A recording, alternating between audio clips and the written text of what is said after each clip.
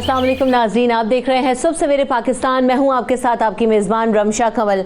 Very good morning to you. और नए दिन का आगाज़ कर रहे हैं, नए हफ्ते का आगाज़ कर रहे हैं और आज एक बार फिर आपके साथ यहां पर हाजिर हैं। अल्लाह का शुक्र है कि अल्लाह ताला ने हमें अच्छी सेहत दी है और इस सेहत का ख्याल रखना हम सबकी ज़िम्मेदारी है, क्योंकि अगर हम अपनी सेहत का ख्याल नहीं रखेंगे तो हम अपने प्यारों का ख्याल कैसे रख सकेंगे। और जो अभी करंट सिचुएशन है उसमें हम देख रहे हैं कि सबसे ज़्यादा ज़रूरी चीज़ ही यही है कि सबसे बुनियादी जो चीज़ अल्लाह ताला ने जो सबसे बड़ी नेमत हमें दी है वो है सेहत, कि हम उसका ख्याल रखें और उसके लिए जो भी हम कर सकते हैं, ख़ास तौर पर आजकल के दौर में इस पेंडेमिक में कि जो एहतियाती तदाबीर हमें बताई जा रही हैं उसको इख्तियार करें ताकि हम भी महफूज रह सकें, हमारे जो इर्द गिर्द लोग हैं वो भी महफूज रह सकें, हमारे जो प्यारे हैं वो भी महफूज रह सकें। तो आज प्रोग्राम के जो डिफरेंट सेगमेंट्स हैं उनमें शामिल करेंगे, हमारे साथ सेहत पर भी बात होगी और जो इन्फॉर्मेटिव चीज़ें हैं वो भी आपके सामने लेकर आएंगे। जो करंट सूरत हाल है, मुल्क भर में जो इशूज़ हैं उनको भी सामने रखेंगे डिफरेंट सेगमेंट्स में। हमारे साथ रहिएगा, देखते रहिएगा सुबह सवेरे पाकिस्तान। तो सबसे पहले जो कोरोना के हवाले से अपडेट्स हैं वो आपसे शेयर करते हैं। दुनिया भर में हम देख रहे हैं कि जो कोरोना केसेस की तादाद है वो बढ़ती जा रही है। अगर दुनिया भर में जो कोरोना केसेस की कुल तादाद है उसकी बात की जाए तो अब तक ये तादाद पहुंच चुकी है तकरीबन 62 लाख के करीब, यानी 62 लाख के करीब अफराद इससे मुतासिर हो चुके हैं। ये दुनिया भर के फिगर्स हैं जो मैं आपसे शेयर कर रही हूँ। अगर बात की जाए कि मजमूई अमवात कितनी हुई हैं दुनिया भर में, तो 3,73,000 से ज़ायद लोग हैं जो कि इस वबा की वजह से जान की बाजी हार चुके हैं। और दुनिया भर में जो कोरोना वायरस को शिकस्त देने वालों की तादाद है वो तकरीबन 28 लाख से ज़ायद लोग हैं जो इससे रिकवर हो चुके हैं, जो सेहतियाब हो चुके हैं। ये तो थी दुनिया भर की सूरत हाल। अब बात कर लेते हैं ज़रा पाकिस्तान में क्या सिचुएशन है, क्योंकि पाकिस्तान में भी हम देख रहे हैं कि दुनिया भर की तरह पाकिस्तान में भी अब जो वेव है वो शिद्दत इख्तियार कर रहा है कोरोना का, और इस वक्त जो केसेस की तादाद है वो बढ़ती जा रही है। मुल्क भर के अगर कुल केसेस की बात की जाए तो इस वक्त जो आदाद शुमार शेयर किए गए हैं उसमें 72,460 केसेस हैं जो कि अभी तक रिपोर्ट हो चुके हैं। अगर मुल्क भर में मजमूई अमवात की बात की जाए तो अभी तक रेशो बहुत बेहतर है। 1543 लोग हैं जो कि अब इससे जो है ना वो जान की बाजी हार चुके हैं, जाँ बहक हो चुके हैं। मुल्क भर में कोरोना वायरस को शिकस्त देने वालों की तादाद, यानी जो लोग इसके शिकार हुए, रिकवर हुए, ठीक हो चुके हैं, वो 26,083 हैं। बाकी कुछ लोग क्वारंटाइन में हैं, आइसोलेशन में हैं, कुछ का इलाज हो रहा है। तो ये सारी सूरत हाल है जो फैक्ट्स एंड फिगर्स हमारे सामने हैं। अब आपको ये भी बताएं कि जो 24 घंटे में जो रिपोर्ट आई है उसके मुताबिक तकरीबन जो रिपोर्ट होने वाले केसेस हैं वो 2,964 के करीब केसेस हैं जो कि एक दिन में रिपोर्ट हुए हैं, यानी गुज़िश्ता 24 घंटों में रिपोर्ट हुए हैं। तो ये तशवीशनाक बात है क्योंकि ये इजाफा होता जा रहा है। और सिर्फ अगर हम पिछले 24 घंटों की बात की जाए, जो फैक्ट्स एंड फिगर्स आए उसमें 60 अमवात सामने आई हैं। तो जो डेथ रेशो है वो बढ़ रहा है। और दूसरी तरफ हम देख रहे हैं कि मुल्क के अस्पतालों में डॉक्टर्स, पैरामेडिक्स भी इस वायरस से शिकार हो रहे हैं। जो अस्पतालों में जगह है वो कम पड़ती जा रही है। वेंट्स अभी तो बहुत सारे अस्पतालों में अवेलेबल हैं, लेकिन अगर अमवात या क्रिटिकल केसेस की तादाद इसी तरीके से रही तो ये आगे जाके मुश्किल पैदा कर देगा हमारे हेल्थ सिस्टम के लिए भी। तो देन अगेन जहां से हम आगाज करते हैं वहीं पर आते हैं कि आपको इस वबा से बचने के लिए सबसे ज़रूरी चीज़ करनी क्या है, वो है एहतियात।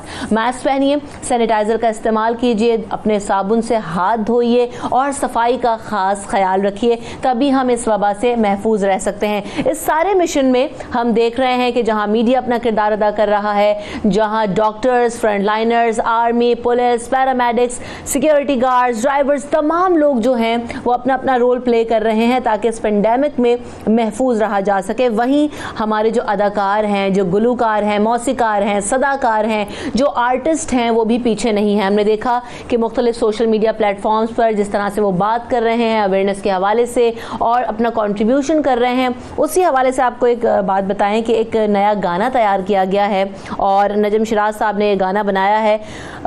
उसमें मुख्तलिफ ममालिक के जो लोग हैं वो शामिल हैं, पाकिस्तान समेत दुनिया के 7 ममालिक हैं जहाँ पर 40 मौसीकार और गुलकारों ने मिलकर इस गाने को तैयार किया है और लोगों में ये उम्मीद पैदा करने की कोशिश की है कि ये वबा जल्द दूर हो जाएगी, अल्लाह ताला अगर हमारी मदद करे और हम इससे काबू पा लेंगे और आगे जाके हमारे यहाँ जो सूरत हाल है वो बेहतर होगी। But we have to stay united, we are one, ए खुदा के नाम से गाना बनाया गया है। जो गाने में जो पाकिस्तान के मारूफ मौसीकार हैं, गुलकार हैं, शान आदमानी, उन्होंने इसे कंपोज किया है और पाकिस्तान में ड्रीम स्टेशन प्रोडक्शन के बैनर के तले इसको गाने को रिलीज़ किया है यूट्यूब पर। तो काफ़ी सारे फ़नकार हैं जिसमें कनाडा, अमेरिका, ब्राज़ील, रूस से ताल्लुक़ रखने वाले फ़नकार भी शामिल हैं। तो नजम शिराज साहब हमारे साथ मौजूद हैं जो कि किसी भी तारुफ के मोहताज नहीं हैं, गुलकार हैं।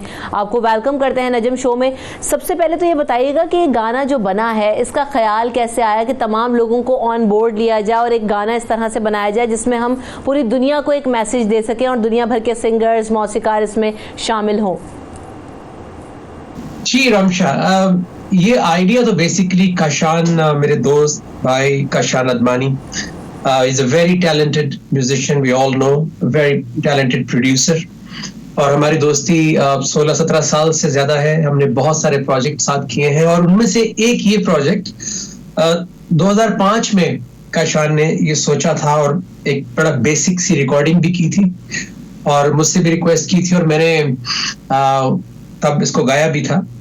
और अभी अप्रैल में जब कोविड-19 जब इंटेंस हुआ है वर्ल्ड ओवर, तो काशान ने दोबारा सोचा कि इसको रिप्रोड्यूस किया जाए और देखते ही देखते पूरी दुनिया से इतने सारे आर्टिस्ट और इतने रिनाउंड आर्टिस्ट, जिसमें ग्रैमी विनर्स भी हैं, ग्रैमी नॉमिनेटेड आर्टिस्ट भी हैं, वो सब जमा हो गए। और ऑफ कोर्स मुझे तो इसको रिकॉर्ड करना ही था क्योंकि दुआ है और सब मिलके दुआ कर रहे हैं और एक इंटरनेशनल दुआ है। तो नजम, जो गाना तैयार किया है इसकी मोटिवेशन क्या थी, मकसद क्या था और कि जो पैगाम दिया गया है बड़ा ज़बरदस्त है और दुनिया भर में ये पैगाम जाए, इसके लिए कितना ज़रूरी था ये गाना और ये मोटिवेशन होना?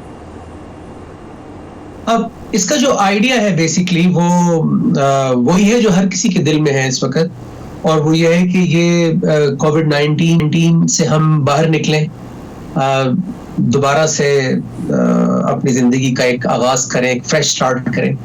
और पूरी दुनिया चूंकि इसकी लपेट में आई है तो ये एक यूनिफाइड, एक ग्लोबल मैसेज इसका मकसद है कि इसमें कोई मजहब का या किसी कल्चर का वो नहीं है डिफरेंस। सब के सब एक होकर अल्लाह से ये दुआ कर रहे हैं कि हमें इस मुसीबत से, इस मुश्किल से निकाले। So that is the purpose of this song. बिल्कुल ऐसे ही। तो नजम, आप इस कोरोना पेंडेमिक में आप लोगों को क्या पैगाम देना चाहेंगे, क्योंकि जितने भी इन्फ्लुएंसर्स हैं उनको लोग सुनते हैं, जानते हैं, उनकी मानते हैं, तो क्या कहना चाहते हैं आप? मैसेज मेरा यही है कि एक अच्छा इंसान होने के नाते अपनी जान की हिफाजत, दूसरों की जान की हिफाजत, अपने मुल्क की हिफाजत, अपने लोगों की हिफाजत, और मुसलमान होने के नाते तो बहुत ज्यादा बड़ा ये फर्ज बन जाता है कि हमें दीन के एतबार से भी ज्यादा तकवा करना चाहिए और कानून के हिसाब से भी, पाकिस्तान के कानून के हिसाब से भी हमें आपस में एक दूसरे का ख्याल रखना चाहिए और इस मौके पर मिलके अपने मुल्क का, अपने लोगों का साथ देना चाहिए। बिल्कुल ऐसा ही है कि हमें अपने मुल्क में अपने लोगों का, अपने तमाम जो प्यारे हैं उनका ख्याल रखना है, और ख्याल कैसे रखना है इस पर बात कर लेते हैं। डॉक्टर मोहम्मद इरफान मलिक साहब हमारे साथ मौजूद थे। नजम शिराज, आपने वक्त दिया, आपके वक्त का बहुत शुक्रिया। और इस तरह की एफर्ट्स बहुत ज़्यादा ज़रूरी हैं क्योंकि हम बार बार यही बात करते हैं कि हर प्लेटफॉर्म से इस जो है अवेयरनेस कैंपेन का लोगों को हिस्सा बनना चाहिए। जो जिस कैपेसिटी में कंट्रीब्यूट कर सकता है, चाहे वो अवेयरनेस हो, चाहे वो किसी और तरह का कोई प्रैक्टिकल वर्क हो, लोगों को अपना अपना कंट्रीब्यूशन करते रहना चाहिए for the society and for their country. Thank you so much Najam. Doctor Mohammad Irfan Malik sahab, आपकी तरफ आते हैं। Welcome to the show. Pulmonologist हैं आप और एसोसिएट प्रोफेसर हैं। इरफान मलिक साहब, आपसे बारहा बात हुई है, लेकिन सबसे जो सिचुएशन अभी वर्स्ट नज़र आ रही है वो ये कि जो डेथ टोल है वो बढ़ रहा है। 60 अमवात हो चुकी हैं गुज़िश्ता 24 घंटों में।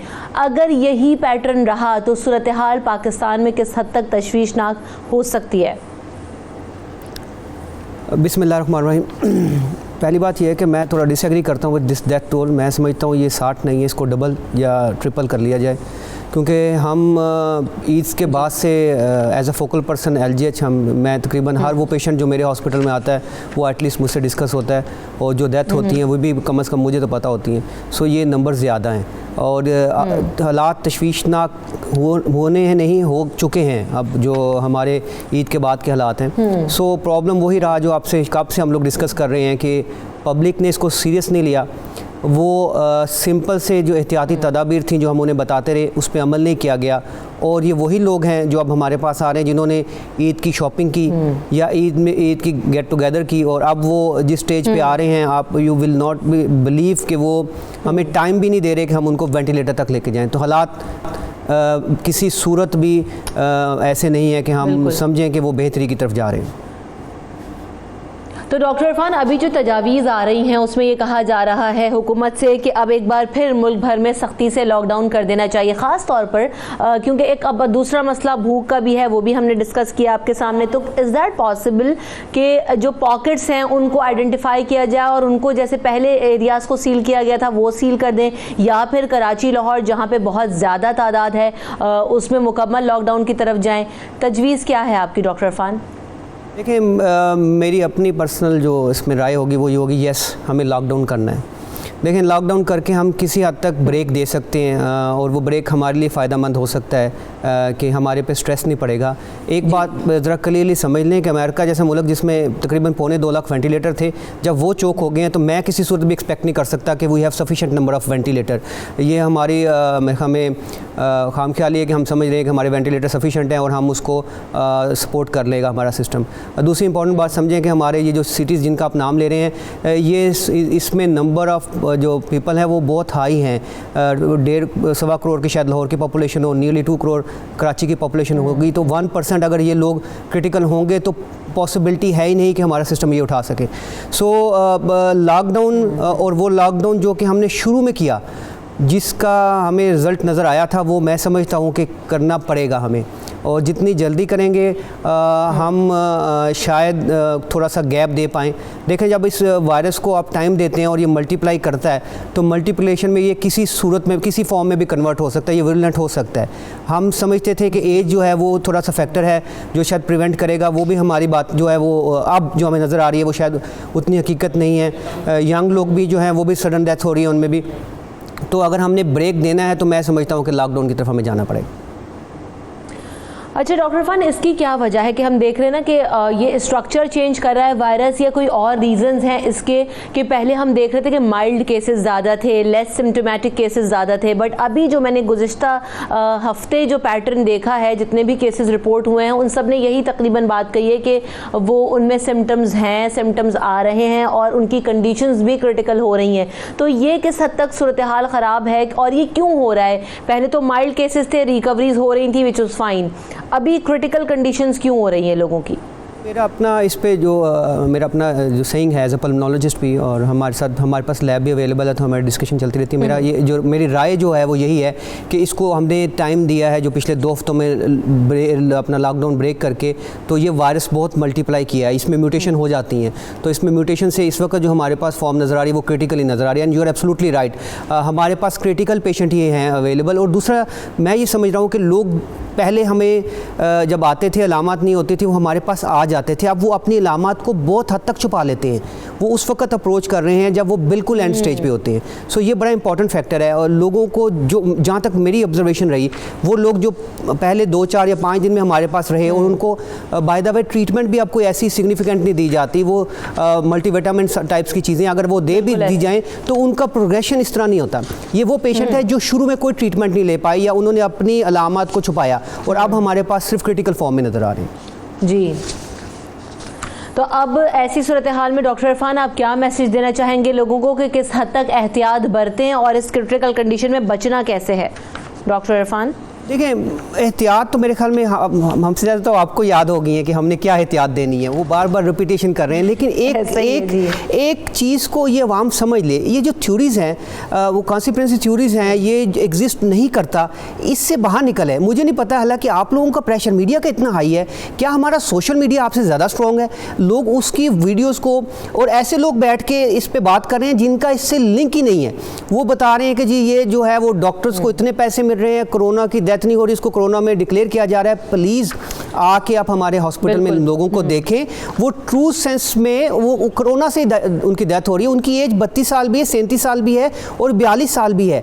इस एज में उनका कोई रिस्क फैक्टर भी नहीं है। उनका एक्सरे बता रहा है कि दोनों lungs within no time, within 72 hour वो ख़त्म हो चुके हैं। सो ये डिजीज़ यहाँ एग्जिस्ट करती है।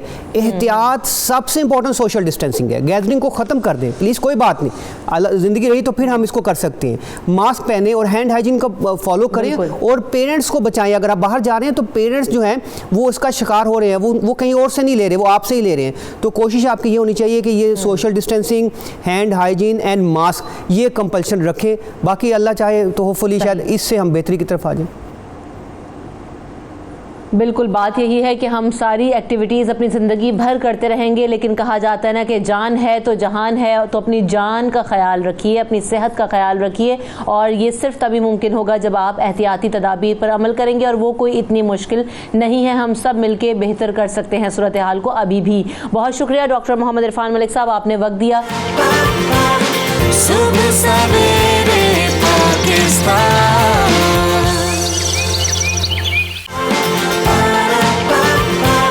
सुबह सवेरे पाकिस्तान। इस वक्त जो पाकिस्तान को कोरोना के अलावा एक बहुत बड़ा चैलेंज है वो ये भी है कि पाकिस्तान में जो फल हैं, जो अजनास हैं, जो फसलें हैं, उसकी बात की जाए तो वो अभी मुतासर हो रही हैं टिड्डी दल के हमलों की वजह से, और शदीद हद तक इन फसलों को मुतासर किया है, जिसमें फल भी हैं, ज़रूरी अजनास भी हैं, वेजिटेबल्स भी हैं। तो मुल्क के जो 61 अजला हैं वो टिड्डी दल के हमलों से मुतासर हो चुके हैं। अब इसके खात्मे के लिए पंजाब में जो ज़िला इंतज़ामिया है, महकमा ज़राअत है, महकमा अनहार और पाक फौज की जो मुश्तरका टीमें हैं, वो रिवायती और गैर रिवायती तरीकों दोनों तरीके से इसको जो है ना वो काउंटर करने की कोशिश कर रही हैं। जो किसान हैं, जो काश्तकार हैं, वो भी अपनी मदद आपके तहत देसी तरीकों से भी जनन को भगाने की कोशिश कर रहे हैं। जो हुकूमत की जानिब से इक़दाम बताए जा रहे हैं उस पर भी किसी हद तक अमल दरामद हो रहा है। लेकिन सवाल ये है कि ये टिड्डी दल आया कहाँ से, इसकी तारीख क्या है, और ये इतने बड़े पैमाने में जो फसलों को नुकसान पहुँचा रहा है, इसका काउंटर हमने पाकिस्तान में कैसे करना है, दुनिया इसको किस तरीके से डील करती है, आज हम इस पर बात करेंगे। मेरे साथ जो मेहमान मौजूद हैं वो फ़खर ज़मान साहब हैं, जो कि एंटोमोलॉजिस्ट हैं, माहिर हशरात हैं। Welcome to the show Fakhar Zaman साहब।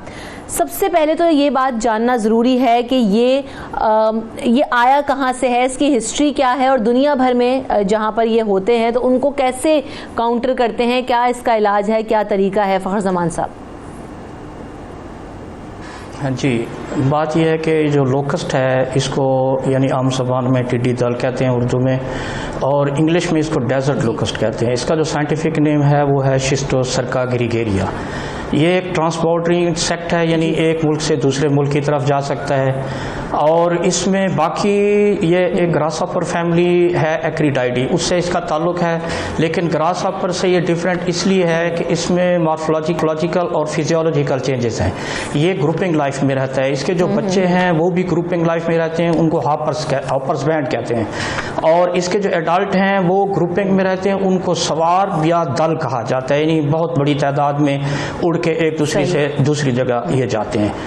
पाकिस्तान में इसके 2 ब्रीडिंग सीज़न हैं। जो बलूचिस्तान का है उसमें इसकी अफजाइश होती है फरवरी से जून तक, और दूसरा इसका सीज़न है मानसून की, जब हवाएं चलती हैं, बारिशें होती हैं।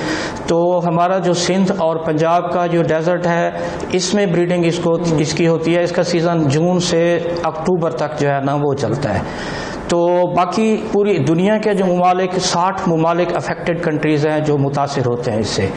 FAO जो है फूड एग्रीकल्चर ऑर्गेनाइजेशन, उसके मेंबर हैं 60 कंट्रीज़, और FAO ने यानी 3 इसमें रीजन में तकसीम किया हुआ है। जो मगरबी अफ्रीका है उसको वेस्टर्न रीजन में, यानी उसमें सेनेगल हो गया, मोरितानिया हो गया, मराकश, ये कंट्रीज़ हैं। ईस्टर्न रीजन में जो है सऊदी अरेबिया आता है, और यमन और इथोपिया, कीनिया, ये जो मशरकी अफ्रीका के कंट्रीज़ हैं ये आते हैं। तो ये सारे इलाके जो हैं इनमें कोस्टल एरियाज़ भी हैं, इनमें डेजर्ट्स भी हैं, यानी सैंडी एरियाज़ जहाँ भी होंगे वो इसकी अफजाइश के इलाके हैं। नरम ज़मीन में ये अंडे देती है, और जब बारिशें हो जाती हैं तो बारिशों में ख़तरा बढ़ जाता है, क्योंकि सॉइल मॉइस्चर इसके लिए ज़रूरी है। जब ये अंडे दे देती है तो रेत के अंदर एक टेम्परेचर और ह्यूमिडिटी और सॉइल मॉइस्चर होता है, जिसकी वजह से इसके बच्चों की बच्चे हैच हो सकते हैं और उसमें से बच्चों में से अंडों में से बच्चे निकलते हैं। तो ये तो जो 3 रीजन में एफएओ ने तकसीम किया हुआ है, लास्ट पहुंचा दिया है। इसमें मैं आपको बता रहा हूँ कि जो 2 सीज़न है ना, जब एक सीज़न ख़त्म हो जाता है, वहाँ की वेजिटेशन जब ड्राई हो जाती है तो ये दूसरे ब्रीडिंग सीज़न में मूव करती है। तो अभी आपने देखा होगा ये सवाम आए हैं बलूचिस्तान की तरफ से, और वहाँ से ये इस तरफ वहाँ सीज़न ख़त्म हो गया, यानी फरवरी से जून तक ख़त्म हो गया। वहाँ से ये पॉपुलेशन एडल्ट बन के वेजिटेशन वहाँ ड्राई हो गई है। अब इनका जो ब्रीडिंग सीज़न नेक्स्ट है वो इस तरफ आ रहे हैं। अब ये है कि ये सारा दिन उड़ते हैं, 12 किलोमीटर फ़ी घंटा इसकी स्पीड है, और एक दिन में ये 110-120 किलोमीटर तय कर सकते हैं। अब ये है क्रॉपिंग एरिया, जब दरमियान में एक टेरिटरी से दूसरी टेरिटरी में जाएंगे तो इन्होंने सारा दिन उड़ना है, और जहाँ फसलों के इलाके हैं वहाँ बैठ जाती है, वहाँ फीडिंग करती है, फसलों का नुकसान करती है, और उसके बाद ये उड़ जाती है। रात इसने यानी 100 किलोमीटर या 120 किलोमीटर तय करके इसने रात गुजारनी है, और दरमियान में अगर फसलों के इलाके हैं तो इसने रात गुजारनी है। अगले दिन इसने फिर हवा के रुख में मूव करना है। अब जितने ही सवार हैं वो सारे बलूचिस्तान का सीज़न ख़त्म हो गया, अब वो सिंध और पंजाब की तरफ आ रहे हैं, आ चुके हैं, और कुछ राजस्थान इंडिया में भी चले गए हैं। तो ये इसकी सीजनल मूवमेंट है। इसी तरह एक सीजन से दूसरे सीजन की तरफ जाती है।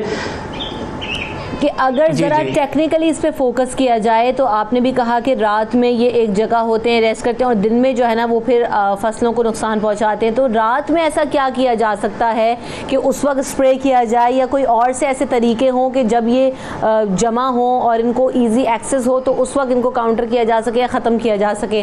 तो ऐसा कोई तरीका मौजूद है या ऐसी कोई प्रैक्टिस माजी में हमने देखी हो? देखें जी, जब ये उड़ती हालत में है ये तो ज़मीन से ऊपर तक आसमान काला हो जाता है, बहुत तादाद में उड़ रही होती है। उड़ती हुई के ऊपर जो है ना वो स्प्रे करना नामुनासिब है, और होता भी नहीं है, दुनिया में कहीं भी नहीं होता। जब तक ये सेटल ना हो जाए, अगर फसल में ये बैठ गई है तो वहाँ किसानों को भी एक बताया गया है कि वो शोर शराबा करके इसको डिस्टर्ब करके निकालें। और अगर मौसम ठंडा है, ये उड़ नहीं सकती, फसलों पर बैठ गई है, तो उसमें एक ईसी फार्मूलेशन है जो पेस्टिसाइड पानी में मिक्स करके उसके साथ इसके ऊपर स्प्रे किया जाता है। और वो इसमें जो है ना, अब किसान भी जो है, फार्मर्स कम्युनिटी ने भी हिस्सा लिया हुआ है, एग्रीकल्चर की टीमें हैं, आर्मी हमारे साथ है। इस साल ये प्रॉब्लम जो शुरू हुआ था लास्ट ईयर, ये 15 मार्च के बाद शुरू हुआ था बलूचिस्तान से। अब तक ये मसला ख़त्म नहीं हुआ। जनवरी में नेशनल एक्शन प्लान भी हुकूमत ने अप्रूव किया है, उसके तहत काफ़ी सारे जो रिसोर्सेज हैं वो लिए जा चुके हैं, कुछ जो है ना पाइपलाइन में आ रहे हैं। तैयारियां इसके लिए मुकम्मल हैं। जो ही लोकस्ट अभी जो खतरा है हमारे लिए वो 15 जून के बाद हो सकता है। यहाँ पे बारिशें भी हो जाएंगी, और मुतवक्के जो एफएओ की प्रिडिक्शन है कि ये मशरकी अफ्रीका, इथोपिया, कीनिया और तंजानिया से ये सवाम यमन की तरफ आएंगे। यमन से फिर इन्होंने ओमान आना है, ओमान से ईरान, और ईरान के रास्ते हमारे बलूचिस्तान, सिंध, पंजाब और राजस्थान में इनकी मूवमेंट हो रही है। तो क्या ये जो तैयारियां ये है कि हमारे पास गाड़ियां भी हैं और जो तरीके बताए जा रहे हैं, इसके जरिए इसका खात्मा मुमकिन है, या सिर्फ आप जो है ना इसको भगा सकते हैं? मतलब ये खत्म नहीं होते, ये उड़ के चले जाते हैं सामान? जी, भगाना तो जी है वक्ती तौर पे है। एक किसान की फसल का नुकसान हो रहा है तो वो उसको डिस्टर्ब करके निकालेगा। अगर वहाँ नहीं निकल रही तो उसके ऊपर स्प्रे करेगा। लेकिन आपको पता है कि असल जो इसकी डेस्टिनेशन है वो डेजर्ट है, फेवरेट प्लेस, जहाँ बारिशें होंगी, सॉइल मॉइस्चर होगा, वेजिटेशन ग्रीन होगी। इसने ब्रीडिंग डेजर्ट में ही करनी है। अब ये रास्ते में इसका ट्रांजिशन है, ट्रांजिट में ये रास्तों में आ रही है तो ये स्टे कर लेती है, फसलों का नुकसान कर लेती है। लेकिन फसलों का नुकसान अभी तक तो जो हुआ है, रिपोर्ट्स हैं कि नेग्लिजिबल है, इतना ज़्यादा नहीं है। लेकिन जो बाद में सवाब आने हैं उसके लिए तैयारियों अभी जो नुकसान है वो काबिल बर्दाश्त है। लेकिन आगे जाके सूरत हाल, जैसे कि आपने बताया कि मिड ऑफ जून में खतरनाक हो सकती है, तो उसके लिए पहले से इकदाम करना बहुत ज़्यादा ज़रूरी है, और बर वक्त और फौरी इकदाम हो तो हम अपनी फसलों को ज़्यादा नुकसान होने से बचा सकते हैं। बहुत शुक्रिया फ़खर जमान साहब, आप हमारे साथ मौजूद थे, आपने हमें वक्त दिया। प्रोग्राम में मुझे ब्रेक की तरफ बढ़ने के बाद हाजिर होंगे अगले सेगमेंट्स के साथ, हमारे साथ रहिए। सुबह सवेरे पाकिस्तान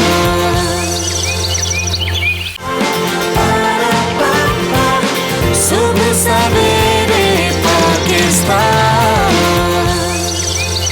गुलाम हुसैन अवान साहब भी मेरे साथ मौजूद हैं जो कि ब्यूरो चीफ हैं यूके से। क्या सिचुएशन है गुलाम हुसैन अवान साहब यूके में, और केसेस की तादाद कहां तक पहुंची है और लॉकडाउन की क्या सिचुएशन है? मैं आपको बताऊं कि यहाँ पर 38,500 के करीब जो है वो डेथ्स हो चुकी हैं, और दूसरे मरहले के अंदर जो है वो हुकूमत बहुत मैं कहूँगा कि थोड़ा सा ईज भी किया है इसको सूरत हाल को। आज 1 जून से जो है वो कुछ इलाकों के अंदर स्कूल भी खुल रहे हैं, और कुछ इलाकों के अंदर जो वालदा ने बच्चों को स्कूल भेजने से इनकार भी कर दिया। उनका कहना था कि अभी सूरत हाल इतनी ज्यादा तसल्ली बख्श नहीं है कि वो बच्चों को भेजकर स्कूल भेज कर जो है वो रिस्क नहीं ले सकते। तानी वज़ीर आज़म जो बोरिस जॉनसन है वो इस बात पर अभी भी यहाँ पर ये कायम है कि जिस तरीके से वो लॉकडाउन को जो है वो मेजर्स ले रहे हैं, जिस तरह लोगों को जो है वो केसेस कम करने के लिए जिस तरह के इक़दाम कर रहे हैं, वो बड़े पुरुम्मीद हैं कि दूसरे मरहले के अंदर जो है वो कम से कम यहाँ पर केसेस की तादाद जो है वो बहुत कम होगी, और हुकूमत जो है वो लोगों को इस सूरत हाल से निकालने में कामयाब हो पाएगी। क्योंकि यही वजह है कि अब अगले हफ्ते से जो है बरतानिया के अंदर ऐसी पाबंदियां लगाई जा रही हैं कि जो लोग भी बरतानिया के अंदर बैरून ममालिक से आएंगे जो जहाज के जरिए ज़ाहिर है, तो उनको जो है वो 14 डेज के लिए क्वारंटाइन रहना पड़ेगा। जैसे ही लोग आएंगे उनकी रजिस्ट्रेशन एयरपोर्ट के अंदर होगी, और उसके बाद वो अपने घरों के अंदर जो है वो आइसोलेट होंगे, और पुलिस जो है वो या दूसरे इदारे जो है वो उनको रैंडमली घरों में जाकर चेक करेंगे कि जो शख्स जो है वो दूसरे मुल्क से यहाँ पर आया है तो क्या उसने अपने आप को सही तरीके से क्वारंटाइन किया है कि नहीं। तो जो खिलाफवर्जी करेगा उसको 1000 पाउंड डोमेस्टिक और इंटरनेशनल फ्लाइट्स को मुकम्मल तौर पर खोल दिया गया है वहां पर। देखिए बरतानिया के अंदर जो है वो इंटरनेशनल फ्लाइट्स जो है वो कभी भी बंद नहीं हुई, और जो है ये फ्लाइट्स चल रही थी, और बस अब उन्होंने ये किया है कि जो भी नेक्स्ट वीक से यहाँ पर आएगा उसको क्वारंटाइन रहना पड़ेगा।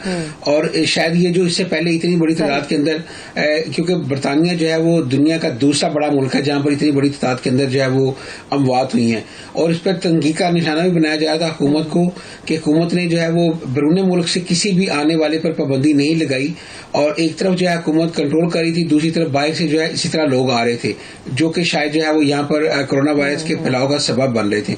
अब यही वजह है कि हुकूमत ने दूसरे मरहले के अंदर जहाँ उन्होंने आज से जो है एक जो पाबंदियां नरम हो रही हैं कि जो एक फैमिली के 6 अफराद हैं वो गैदरिंग कर सकते हैं, वो बाहर जा सकते हैं, आपस में मिल बैठ सकते हैं, फिर दूसरी फैमिली के अफराद से भी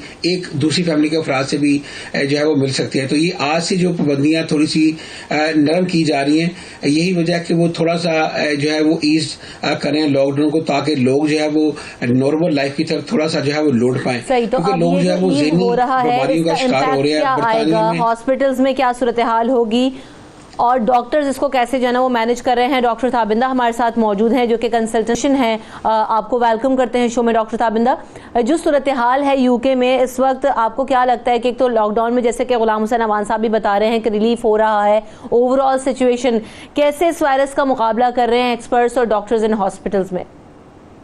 अस्सलाम वालेकुम, थैंक यू वेरी मच, मुझे बहुत शुक्रिया मौका देने का अपने ख्यालात के बारे में। देखिए ये बीमारी बिल्कुल नई है और इसके जो एक्सपर्ट्स हैं वो सब एक्सपर्ट 6 महीने से ज़्यादा के एक्सपर्ट्स नहीं हैं।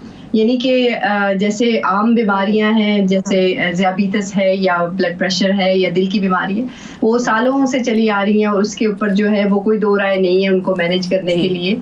और इस तरह इसके लिए देख कर चलना और समझना कि ये लॉकडाउन खोलेंगे तो उससे क्या असरात होंगे, वो सब आप दूसरे ममालिक से मिसालें लेकर चलने की कोशिश करते हैं। मगर हर जगह की जो पॉपुलेशन है, हर जगह के जो लोग हैं वो मुख्तलिफ हैं, उनके समाजी जो रवैये हैं वो भी मुख्तलिफ हैं। लिहाजा बरतानिया में लॉकडाउन के बावजूद, जैसे कि आप जानते हैं, रोज़ाना 8,000 से ज़्यादा नए केसेस रिपोर्ट हो रहे हैं, जो कि समाजी फासला था और सब लॉकडाउन होने के बावजूद। तो हम ये कह सकते हैं कि ये लॉकडाउन अगरचे इसने अगर ये ना होता तो शायद इससे भी ज़्यादा केसेस होते। जैसे अस्पतालों का मामला है वहाँ पर क्योंकि इसकी जो आदाद-ओ-शुमार जब उन्होंने कैलकुलेट किए थे तो ये ख्याल था कि इससे बहुत ज़्यादा मरीज़ होंगे। तो वो इस तरह के लंदन में या मैनचेस्टर में, बर्मिंघम में, जहाँ पर लोगों के रहने का तरीका इस तरह है कि पर स्क्वायर माइल ज़्यादा लोग हैं। जैसे आप लंदन से दूर होते हैं तो जो है वो मरीज़ भी कम होते चले जाते हैं क्योंकि ये जाहिर है कि छूत की बीमारी और लगती है एक दूसरे से। तो वो तैयारी इसी हिसाब से थी कि जैसे जैसे जहाँ पर मरीज होंगे तो तैयारी उस हिसाब से इनकी बहुत अच्छी थी कि कभी भी ऐसा नहीं हुआ कि आईसीयू में जगह नहीं रही इनके लिए या वार्ड्स में जगह नहीं थी। वो एक बड़ा मुनज़्ज़म तरीके से इन्होंने अस्पतालों को तैयार किया। जो मरीज जिनको खदशा था जैसे कैंसर के मरीज हैं उनको उन्होंने जो अस्पतालों के साथ मुतस्सिल प्राइवेट विंग्स हैं उनमें शिफ्ट कर दिया और जो बाकी मरीज थे उनको जिसको एक लफ्ज़ बोलते हैं ट्रियाज करके वो सूरत हाल। मगर यहाँ पर भी ऐसे ही हुआ कि अपने तरीके से जैसे जैसे होता गया वैसे वैसे लोगों को मालूम होता गया कि ये जो किया था ये सही था या गलत था। तो ये सब जैसे इसको कहते हैं कि we are doing it and learning as we are doing it. तो कभी ऐसे यहाँ पर नहीं क्योंकि अस्पताल नज़दीक हैं तो बड़े अच्छे तरीके से ये मैनेज हो सका। बड़ी अंडर कंट्रोल सिचुएशन है। टेस्टिंग किस तरीके से हो रही है डॉक्टर ताबिंदा, और ये भी बताइएगा कि किस हिसाब से हो रही है, कैपेसिटी क्या है वहाँ यूके में? जी, कैपेसिटी का बहुत ज़्यादा दावा था, उसके हिसाब से हो नहीं सकी।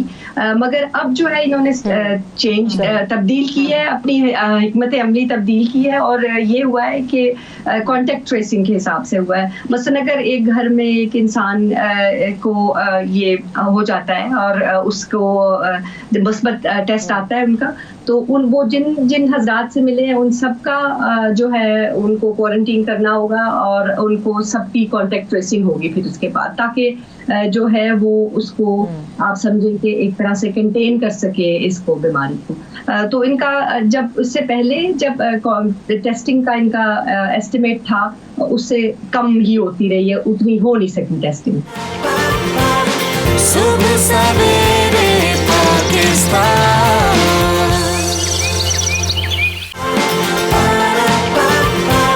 सुबह सवेरे पाकिस्तान। बहुत सारे इश्यूज़ हैं, हेल्थ सेक्टर को इश्यूज़ हैं, हुकूमत को वसाइल के इश्यूज़ हैं, आवाम को भूख और जो कारोबार है उसके मसाइल हैं। तो बहुत सारे इश्यूज़ हैं जिनको कलेक्टिवली गैदर करने की ज़रूरत है और यकीनी तौर पर ये ऐसा सूरत हाल कभी किसी ने देखी नहीं है। हुकूमत के लिए भी बहुत बड़ा चैलेंज है। गुलाम हुसैन अमान साहब, वेरी क्विकली जाते जाते, एक तो ये कि वहाँ पर क्या सूरत हाल है, यूके में इकॉनमी की क्या सिचुएशन है, हालात काबू में है? जी बिल्कुल, यहाँ पर जो है वो हुकूमत, मैं कहूँगा कि जब भी लॉकडाउन को जो है वो एक्सटेंड करती है तो सबसे पहले जो है वो लोगों के लिए माली पैकेज का ऐलान करती है ताकि लोग जो है वो इस वजह से परेशान होकर कहीं सड़कों पर ना जाए या जो लॉकडाउन के रूल्स हैं उनको ना तोड़ना शुरू कर दे। तो ये तो बात है कि बरतानिया और पाकिस्तान के ये हालात के अंदर तो फर्क है कि पाकिस्तान की हुकूमत शायद इस तरीके से लोगों को माली पैकेज नहीं दे सकती और जिसकी वजह से उनके इस वजह से जो है उनको कन्विंस करना लोगों को शायद मुश्किल है कि वो घरों के अंदर बैठे रहें और जब तक हुकूमती हिदायत नहीं होती वो बाहर ना निकलें। ये तो फर्क है, लेकिन उसके अलावा हम ये भी समझते हैं कि जो हुकूमत पाकिस्तान है शायद वो उस तरीके से कन्विंस नहीं कर पाई कि जिस तरह लोग इस वक्त बातें कर रहे हैं कि ये सब ड्रामा लगता है या ये ठीक नहीं है और या फ्रॉड है या ये जो कोरोना वायरस कहीं पर है ही नहीं। तो ये जो सोच है ना, इसको हमें खत्म करना चाहिए।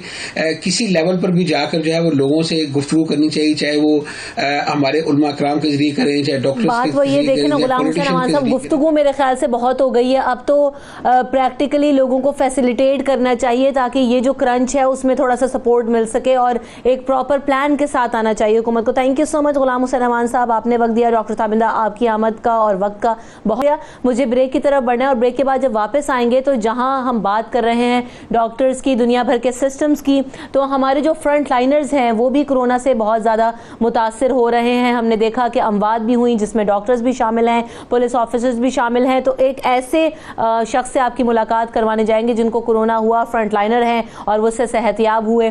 कैसे उनकी स्टोरी आपसे शेयर करेंगे after this break. Stay tuned. सुबह सवेरे पाकिस्तान,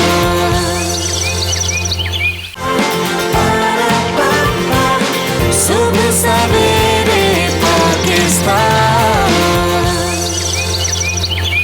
सुबह सवेरे पाकिस्तान में आपको एक बार फिर कहेंगे खुशामदीद। तो जाने से पहले जिस तरह हम कोरोना की ओवरऑल सिचुएशन की बात कर रहे थे और ये भी बात हुई कि जो हमारे फ्रंट लाइनर्स हैं, डॉक्टर्स हैं, पैरामेडिक्स हैं, रेंजर्स, पुलिस, ये सारे लोग जिस तरीके से काम कर रहे हैं हमें उनका साथ देना है और एहतियात करनी है। दूसरी तरफ ये कि ये लोग चूँकि फ्रंट लाइनर्स हैं और एक्सपोज्ड हैं, लोगों से ज़्यादा इंटरेक्शन है, तो ये भी बड़ी तादाद में मुतासर हो रहे हैं और किस तरीके से जो है ना वो हालात अब ख़राबी की तरफ बढ़ रहे हैं। तो हमें इनको भी तहफ़्फ़ुज़ देना है। एक ऐसी ही इंस्पिरेशनल स्टोरी हम आपके साथ दिखाने जा रहे हैं, बताएंगे आपको, उनसे मुलाकात करवाएंगे इस सेगमेंट में, जिन्होंने कोरोना से उनको हुआ और उसका मुकाबला किया, डट गए, वापस ड्यूटी पे भी वापस आए और जो है ना वो सूरत हाल पर काबू भी पाया। तो सिचुएशन पे कैसे कंट्रोल करना है और अगर किसी को कोरोना हो भी जाए तो फिर आपने जो है ना वो सब्र करना है और जो आपको एहतियाती तदाबीर, आइसोलेशन, क्वारंटाइन की सिचुएशन बताई गई है उस पर आपको अमल दरामद करते हुए आप इसको शिकस्त दे सकते हैं। तो बात वहीं आ जाती है कि कोरोना से डरना नहीं है, कोरोना से लड़ना है। चीज़ें आसान होंगी, बेहतर होंगी अगर आप एहतियात करेंगे और जो डॉक्टर्स आपको चीज़ें बता रहे हैं उस पर आप अमल करेंगे। मेरे साथ कैप्टन रिटायर्ड लियाकत अली मलिक साहब मौजूद हैं जो कि SSP एडमिन पंजाब पुलिस हैं। बड़ी तनदही से अपने जो ना फ़राइज़ की अंजामदही करते हैं। कोरोना हुआ उसके बावजूद रिकवर होकर आए हैं और अपने काम कर रहे हैं। Welcome to the show captain Liaquat Ali Malik sahab. सबसे पहले तो वेलकम करते हैं आपको शो में। कोरोना हुआ तो आपने सबसे पहले क्या सोचा, कितनी मुश्किल थी, कितना मुश्किल वक्त था, सोच क्या आई पहली और कैसे इसका आपने मुकाबला किया? जी बिस्मिल्लाहिर्रहमानिर्रहीम, बहुत शुक्रिया आपका, थैंक यू वेरी मच, आपने मुझे टाइम दिया। और मैं इस प्रोग्राम में जो भी बात करूंगा अपने ज़ाती एक्सपीरियंस की बेस पे करूंगा। मैं बिल्कुल ना मैं कोई एक्सपर्ट हूं, हेल्थ एक्सपर्ट हूं, ना डॉक्टर हूं, ना कोई मेरा इन चीज़ों के अंदर कोई और एक्सपर्टीज़ हैं। तो मैं बिल्कुल ज़ाती अपना मुशाहदा जो है वो बयान करूँगा। सबसे पहले जब ये एक हमारे लोगों को अभी तक ये शक है कि शायद कोरोना जो है ये वैसे ही कोई अफवाह है या किसी एजेंडे के तहत ये गुफ्तगू हो रही है और ये रियलिटी नहीं है, तो पहले तो मैं ये बताना चाहूँगा कि corona is a reality, it's a very much reality और ये it is likely to stay. अभी तक इसके ऊपर कोई उस तरह की कोई रिसर्च या उस तरह की कोई फाइनल कोई दवा या कोई वैक्सीन अभी तक नहीं आई कि हम ये कहें कि जी ये हो तो ये कर लें।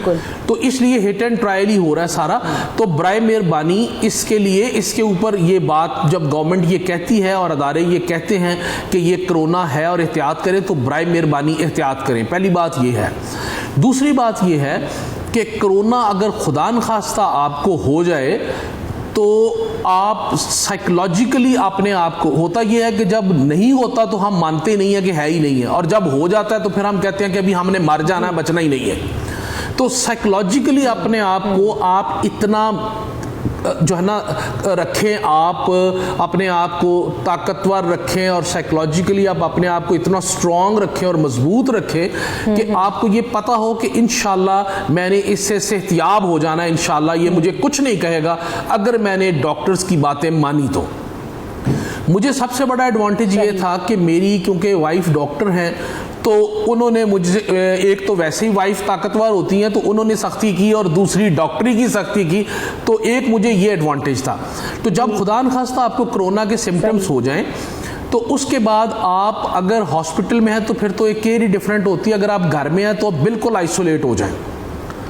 आइसोलेशन में आपको अगेन जो पहला साइकोलॉजिकल आपको लगता है कि जी अभी कोरोना हो गया, मैंने बचना नहीं है, तो दूसरा आइसोलेशन में प्रॉब्लम ये होता है कि क्योंकि आप अकेले कमरे में बंद होते हैं, और मेरे जैसा बंदा जिसने कभी संडे को भी आराम से ना बैठा हो, उसको अगर आप ये कहें कि आपने 14 दिन के लिए घर से एक कमरे से नहीं निकलना और किसी से इंटरेक्ट नहीं करना, तो अगेन साइकोलॉजिकली आपको बड़ा एक परेशानी होती है, आपको कमरे की दीवारें भी काटने को दौड़ती हैं।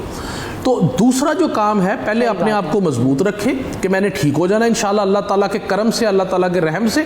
और दूसरा फिर ये कि जब आप आइसोलेट हों तो आप ये सोचें कि मैं अपनी जान बचाने के लिए आइसोलेट हुआ हूँ और अपने प्यारों की, अपने बच्चों की, अपनी फैमिली की, पेरेंट्स की, बहन भाइयों की जान बचाने के लिए मैं आइसोलेट हुआ हूँ। तो इस जज्बे के साथ आप हों फिर, ताकि आपको तकलीफ कम से कम हो। इसी तरह जब आप आइसोलेटेड हो तो आप अपने लिए कोई एक्टिविटी निकालें। मसलन आप, अगर आपको रीडिंग का शौक़ है तो आप किताबें पढ़ना शुरू करें, कोई किताबें पढ़ें, को अपने टाइम को डिवाइड करें। क्योंकि एक कमरे में रहते हुए आप 24 घंटे ना मूवी देख सकते हैं। अगर आप सोना चाहे तो, क्योंकि बॉडी एक्स होती हैं, फीवर हो जाता है, तो आप थोड़े से टाइम के बाद फिर आपको नींद भी नहीं आती, बॉडी आपकी एक्सेप्ट ही नहीं करती, बेड एक्सेप्ट नहीं करता आपको, आप उधर से भी इरिटेट हो जाते हैं। अगर आप पूरा दिन मूवीज़ देखना शुरू हो जाए आप उधर से भी इरिटेट हो जाते हैं। तो उसका तरीका अपने टाइम को डिवाइड कर लें। मसलन इस तरह कि कुछ टाइम आप अपना रखें जो आप अपना नमाज और इन चीज़ों में रखें, कुछ टाइम अपना तस्बीहात के लिए रखें, कुछ टाइम अपना आप इसके लिए किताबों के लिए रखें। तो इस तरह अपने आप टाइम को, अगर आपको मूवीज़ का शौक़ है तो साथ उसके मूवीज़ ऐड कर लें। इसी तरह जो आपके वेलविशर्स आपको कॉल कर रहे होते हैं तो उनके साथ आप बातचीत करें, उनके साथ इंटरेक्ट करें आपको, ताकि होप रहे कि आपको कोई परेशानी नहीं होने लगी। आप बंद होकर भी कमरे में आप अल्हम्दुलिल्लाह सारी एक्टिविटीज़ कर रहे हैं। तो आपने ये दो चीज़ें होंगी, पहले आपने साइकोलॉजिकली स्ट्रांग रहना है कि आप ठीक हो जाएंगे, दूसरा आपने अपनी एक्टिविटी कोई ना कोई रखनी है ताकि आप कमरे में तन्हाई का शिकार ना हो और आपको कोई बहुत ज़्यादा परेशानी की वो ना हो। तीसरा यह है कि आपने, जब आइसोलेशन का मतलब यह है कि आपने किसी से इंटरेक्ट नहीं करना। आपके जितने वेलविशर्स होते हैं, मतलब आपके पेरेंट्स हैं, तो उनकी पूरी डिज़ायर होती है कि हमें जो मर्जी हो जाए लेकिन असी अपने बेटे पुत्र को मिलना ही मिलना है। तो उनको तरीके से समझाएं कि नहीं जी आपने मेरे करीब नहीं आना, आप दरवाजे से बाहर ही रहें और मास्क पहने और अपने कमरे में रहें। तो ये थोड़ा सा मुश्किल टाइम है, तो इससे आप निकले। सुबह सवेरे पाकिस्तान,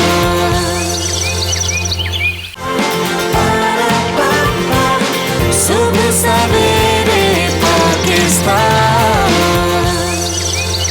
ये जो पुलिस एहलकारों की हम बात कर रहे हैं, हम फ्रंट लाइनर्स की बात कर रहे हैं जो इस वायरस के खिलाफ लड़ रहे हैं, मुश्किलात क्या हैं पुलिस को, और उनको, जैसे कि आप साइकोलॉजिकल फैक्टर की बात करें तो एक डर खौफ यकीनी तौर पर होता है फ्रंट लाइनर्स के बीच में भी कि हम इतना एक्सपोजर है, उसमें मोटिवेशन किस तरीके से रखते हैं, मसाइल का सामना किस तरह से कर रहे हैं और एहतियाती तदाबीर पर उनको किस हद तक अमल करवाया जा रहा है? देखिए जी, इसमें आईजी साहब की बड़ी क्लियर डायरेक्शन है और सीसीपी साहब लाहौर ने पर्सनली इसमें इंटरेस्ट लेते हुए, और ना सिर्फ जो ऑफिशियली हमें उसमें चीज़ें मिली और इक्विपमेंट और किट्स और मास्क मिले, इसके अलावा उन्होंने अपने ज़ाती ताल्लुकात को इस्तेमाल करते हुए जो है ना मास्क भी मंगवाए और उसके अलावा पीपी किट्स भी मंगवाई, सैनिटाइजर्स भी मंगवाए, हैंड वाशिंग स्टेशंस भी बनवाए मुख्तलिफ, ना सिर्फ अपने मुलाजमीन के लिए बनवाए बल्कि अपने जो पब्लिक के लिए भी बनवाए। तो उसमें अवेयरनेस का भी एक हमने उसमें किया, उसमें जो उनको इक्विपमेंट और चीज़ें देने की, लेकिन still these things are not enough. जो आपका एक ऑफिशियल सड़क के ऊपर खड़ा है सबसे ज़्यादा एक्सपोज्ड वो है, वो जो हवा के साथ वायरस आ रहा है उससे भी एक्सपोज्ड है। जब वो किसी को चेक कर रहा है तो हमारी कौम, क्योंकि हम माजरत के साथ सीरियस ले ही नहीं रहे, जो गाड़ी में बैठा होता है वो मास्क पहनना ज़रूरी नहीं समझता, वो वहाँ से भी एक्सपोज है। उसके कपड़ों को भी जो है ना वो उसके साथ भी वायरस जो है वो कर रहा है, वो उसके साथ भी लगा आ सकता है, उसके साथ, यानी वो हर वक्त एक्सपोज है उसको, और उसके बावजूद वो ड्यूटी कर रहा है। हमारे देखें ना सैकड़ों एहलकार जो हैं वो एक्सपोज हैं इस वायरस से, और वो अल्हम्दुलिल्लाह सेहतियाब होने के बाद फिर अपनी अपनी ड्यूटी में मौजूद हैं। तो ऐसे मौके के ऊपर जो सबसे पहले, क्योंकि हम फ्रंट लाइन पे, हम लोग डॉक्टर्स के साथ और बाकी लोगों के साथ फ्रंट लाइन पे मौजूद हैं, तो इसमें दो चीज़ें चाहती हैं। एक, पब्लिक की कोऑपरेशन चाहिए कि जब पुलिस का कोई स्टाफ का अमला आपको रोकता है या कुछ समझाता है या कुछ कहता है कि मास्क पहन लें, सैनिटाइजर यूज़ करें, बराए मेहरबानी लिसन टू हिम। वो अपनी जान खतरे में डाल के आपका तरला डाल रहा है, तो बराए मेहरबानी उसकी बात सुने, उसके ऊपर अमल करने की कोशिश करें, क्योंकि जो वो बंदा वहाँ पे खड़ा है सबसे ज़्यादा वो एक्सपोज है। अगर आप सारे के सारे लोग इन 2-2.5 महीनों में आपके प्यारे आपको घरों से बाहर नहीं निकलने देते कि बराए मेहरबानी घर में रहें, आपको कोरोना हो जाएगा, तो उसके भी ही प्यारे उसके घर बैठे हुए हैं, वो उनको छोड़ के आ रहा है, वो उसको कह रहे हैं कि आपको कोरोना हो जाएगा, आप दफ्तर ना जाओ, लेकिन उसके बावजूद वो उनको छोड़ के आके सड़कों के ऊपर खड़ा है और आके आप लोगों की खिदमत के लिए काम भी कर रहा है, आपके चोर डाकू भी पकड़ रहा है, आपकी सिक्योरिटी ड्यूटी भी कर रहा है। रमजान में जहां लॉकडाउन और टिल नाउ जो एक चीज़ मैंने देखी जो बड़ी रिमार्केबल है, जिसको मैं यहाँ पर एड्रेस करना बहुत ज़्यादा ज़रूरी समझूंगी, कि हमने पुलिस का जो रोल है, पुलिस का जो बिहेवियर है, उसमें खासा वास्ट डिफरेंस इस दफ़ा देखा है कि लॉकडाउन जब सख्ती थी तब भी, और अभी तो चले नरमी हो गई, ठीक है, सूरत हाल जो है ना वो बिल्कुल डिफरेंट हो जाती है जब लॉकडाउन में नरमी हो गई, लेकिन तब भी जब लोग बाहर निकल रहे थे सख्ती में, तो जो पुलिस का बिहेवियर था वो बहुत ज़्यादा पोलाइट था, वो लोगों को बड़े अच्छे तरीके से समझा रहे थे, कन्विंस करने की कोशिश कर रहे थे, जबकि हमारी जो पुलिस का इमेज है वो बहुत ज़्यादा सख्त और ओवर रूलिंग है। तो क्या इस हवाले से कोई ट्रेनिंग्स की गई हैं या क्या जो है ना वो डिज़ाइन किया गया था कि लोगों को इस तरीके से समझाना है, एक सॉफ्टवेयर इमेज भी बिल्ड हो और लोग बात माने भी? तो एक अच्छी चीज़ है, उसको हम अप्रिशिएट भी करते हैं, और इसको कैसे मज़ीद बढ़ाया जा सकता है कि पुलिस और आवाम का कोऑपरेशन हो सके, एक फ्रेंडली जो है ना कोलैबोरेशन बन सके दोनों के बीच में। लियाकत साहब देखिए जी, इसमें जो है ना प्रॉपर ब्रीफिंग सेशंस भी किए जाते हैं और पूरी एफर्ट की जाती है, लेकिन दो चीज़ें जो जहन में रखने की है ना, अगर एक बंदा रोड के ऊपर खड़ा होकर दूसरे बंदे को गाली देगा ना, तो वो एक दफ़ा बर्दाश्त करेगा, दो दफ़ा बर्दाश्त करेगा, तीसरी दफ़ा वो भी आगे उसी तरह जवाब देगा। बदकिस्मती ये है हमारी कि हम ये चाहते हैं कि हम गाड़ी जाके सीधी पुलिस वाले की टांगों में मारें, लेकिन वो आगे से फूल लेके खड़ा और वो हमारे गले में डाल दे, तो ये ऐसे नहीं हो सकता। लेकिन स्टिल हमारी ट्रेनिंग जो है, और हम पूरी कोशिश करते हैं अगेंस्ट ऑल द ऑड्स और तमाम परेशानियों के बावजूद भी कि हमारा जो अमला है वो किसी से बदतमीजी ना करे। इस सिनेरियो में जो आपने देखा बेसिकली ये था कि हम लोगों को ये कहना चाह रहे थे, ना सिर्फ ये कि पुलिस इनके साथ पोलाइट थी, बल्कि इसके अलावा लाहौर पुलिस ने आईजी साहब की डायरेक्शन के ऊपर 2 करोड़ 18 लाख रुपए का राशन खरीद के गरीब लोगों में, जो डिजर्विंग लोग थे, उनमें उनके घरों में तकसीम करवाया और उनके घरों तक पहुंचाया। इसी तरह पब्लिक अंदर हमने सैनिटाइजर्स भी तकसीम किए, मास्क भी तकसीम किए। मकसद ये है कि हम लोगों की पेन को समझते हैं। इस हालात में, लॉकडाउन में, जो एक बेचारा डेली वेजेस था, कोई रेडी लगाता था, कोई बंदा जो है वो मजदूरी करता था, तो उसका रिस्क जो है वो इस वक्त, राज़क तो अल्लाह ताला की ज़ात है, लेकिन उसको रोटी कमाने में जो मसाइल हैं, वी अंडरस्टैंड दैट। इन हालात में हम बिल्कुल जो अवाम की मुश्किलात को भी समझते हैं, लेकिन हमारे से दे सकते जी सबसे इम्पोर्टेंट चीज़ यही है कि पुलिस जो है, पुलिस अवाम की हिफाजत के लिए मौजूद है। बराए मेहरबानी जो हदायत पुलिस देती है उनके ऊपर अमल करें। इसमें आपकी ज़िंदगी का भी तहफ़्फ़ुज़ है, इसमें माशरे की भी खूबसूरती है, और इसमें पुलिस का भी तहफ़्फ़ुज़ है। Thank you so much. Captain retired Liaquat Ali Malik sahab मेरे साथ मौजूद थे, जो कि कोरोना से रिकवर हुए, एक दफ़ा फिर अपनी ड्यूटी उसी तंदाम दे रहे हैं, और तमाम लोगों से भी यही अपील कर रहे हैं कि परेशान ना हो, जिसे कोरोना हो भी जाए तो वह एहतियात करे, आइसोलेट करे अपने घर वालों के लिए, अपने प्यारों के लिए, और तमाम तर स्ट्रिक्ट जो है ना वो SOPs जो बनाई गई हैं आइसोलेशन और क्वारंटाइन की, उस पर अमल करे। और दूसरी बात ये कि इस पेंडेमिक में जो हमारे फ्रंट लाइनर्स हैं, चाहे वो डॉक्टर्स हों, पैरामेडिक्स हों, या जो भी लोग हों, उनका साथ दें। आवाम की तरफ से ये अपील है। सुबह सवेरे पाकिस्तान,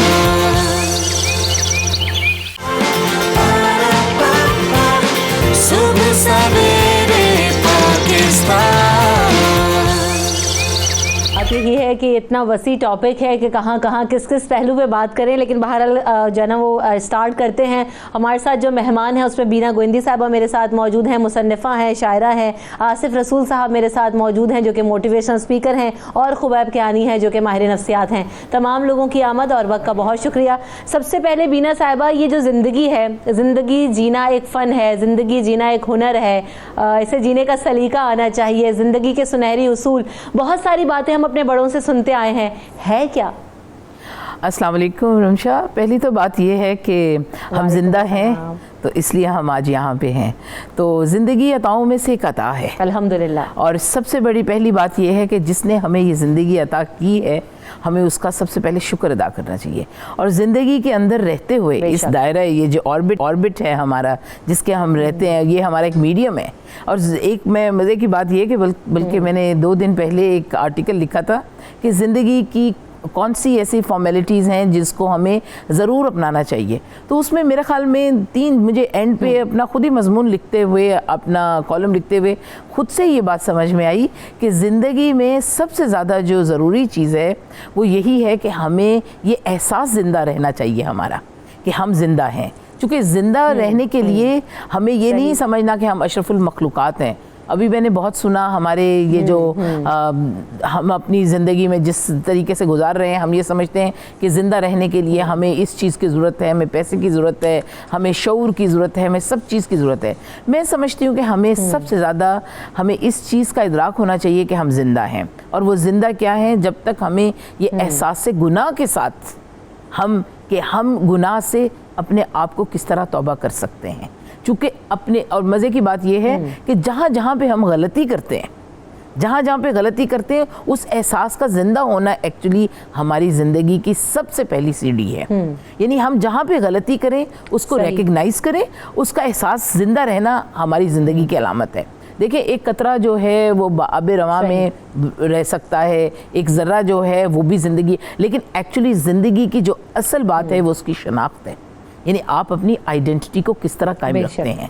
चूँकि हमारी हमारा वजूद खत्म हो, बहुत सारी चीज़ें हैं, वजूद हमारा खत्म हो सकता है, लेकिन हम जिंदा रहते हैं। जिंदगी हम गुजार रहे हैं इसमें जी। अब ये देखें ना कि बहुत सारी चीज़ें आ जाती हैं। इंसान चाहे अमीर हो तो उसको मल्टीप्लाई करने में लगा रहता है, गरीब हो तो उसके लिए तो बिल्कुल ही सिचुएशन अलग है। तो हम किसी सेटिस्फैक्ट्री मोड पे नहीं आते ज़िंदगी में कभी भी। वो कहते हैं ना कि इंसान की ख्वाहिशात कभी कम नहीं हो सकती। तो ऐसे में कैसे जो ना ज़िंदगी को पुरसुकून बनाया जा सकता है, खूबसूरत बनाया जा सकता है, और कहाँ अपने आप को पॉज लगाने की ज़रूरत होती है? इंसान की नफ्सियात क्या है बेसिकली? जी, thank you very much Rimsha. मेरा ख्याल है कि ज़िंदगी के बारे में बड़ी अच्छी लाइन मैंने पढ़ी थी, वो ये थी कि हल्की फुल्की सी है ज़िंदगी, बोझ तो सारा ख्वाहिशों का है। और आप भी यही बात कर रही हैं। हम जब अपनी ख्वाहिशों को ज़रूरत से ज़्यादा बढ़ा लेते हैं तो उस वजह से जो है हमारी ज़िंदगी में नाशुक्री आती है। और जब नाशुक्री आती है तो वो हमारा एंगल जो लाइफ को देखने का और लाइफ में मौजूद पॉसिबिलिटीज़ को देखने का जो एंगल है वो बहुत नैरो हो जाता है। नैरो होने की वजह से क्या होता है कि हम ये देखना शुरू कर देते हैं कि हमारी लाइफ में क्या मौजूद नहीं है, चाहे हम अमीर हों चाहे गरीब हों, इस चीज़ का कोई ताल्लुक नहीं है। अगर हमारा एंगल नैरो हो गया तो हम नाशुक्री की तरफ जाते हैं और हम ये देखना शुरू कर देते हैं क्या चीज़ मौजूद नहीं है। और उस नैरो एंगल की वजह से हमारे अंदर नेगेटिव जज्बात आते हैं। फिर हमारे पास जो बहुत कुछ मौजूद होता है, जिसके बहुत सारी पॉसिबिलिटीज़ होती हैं, वो सब कुछ जो है वो साइड पे चला जाता है और हम एक चीज़ के ऊपर फोकस कर लेते हैं। और उस फोकस की वजह से हम फील करते हैं कि हम मायूस हैं, हम खुश नहीं हैं, ये चीज़ आएगी तो ही मैं खुश हूँगा। वो चीज़ आ भी जाती है, ऐसा नहीं है कि वो चीज़ नहीं आती, वो एक बार नहीं, वो अगर हम अपनी ज़िंदगी में मुड़ के देखें तो हज़ारों चीज़ों की ख्वाहिशें हमने की हैं और वो हज़ारों चीज़ें आ चुकी हैं, अब हमारे पास मौजूद हैं। लेकिन हम क्या करते हैं, हम उससे अगले लेवल की ख्वाहिश जो है वो फ़ौरन डेवलप कर लेते हैं क्या, और ये अच्छी चीज़ है, बुरी चीज़ नहीं है।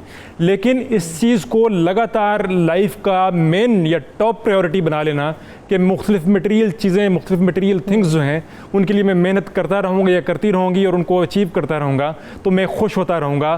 खुशी आपको ऐसे नहीं मिलेगी। खुशी का ढूंढने का तरीका कुछ और है, उसमें आपको उसमें भी आउटसाइड वर्ल्ड के अंदर नहीं है, वो इनसाइड वर्ल्ड के अंदर है जो रियल खुशी है। हाँ, जब आपको इस तरह की चीज़ें मिलती हैं, आप 2 दिन के लिए, 4 दिन के लिए, 1 महीने के लिए, 3 महीने के लिए थोड़ा सा एलिवेटेड फील करते हैं कि आप एक नई चीज़ की पोजीशन आपके पास आ गई है। लेकिन अल्टीमेटली होता क्या है कि आपको अपने अंदर की रिसोर्सेज जो हैं, आपकी अपनी ज़ात के अंदर झांक के आपको खुशी को तलाश करना पड़ता है। और उस पर फर्दर जब हम मज़ीद सवालात होंगे तो उस पर जवाब देते हैं।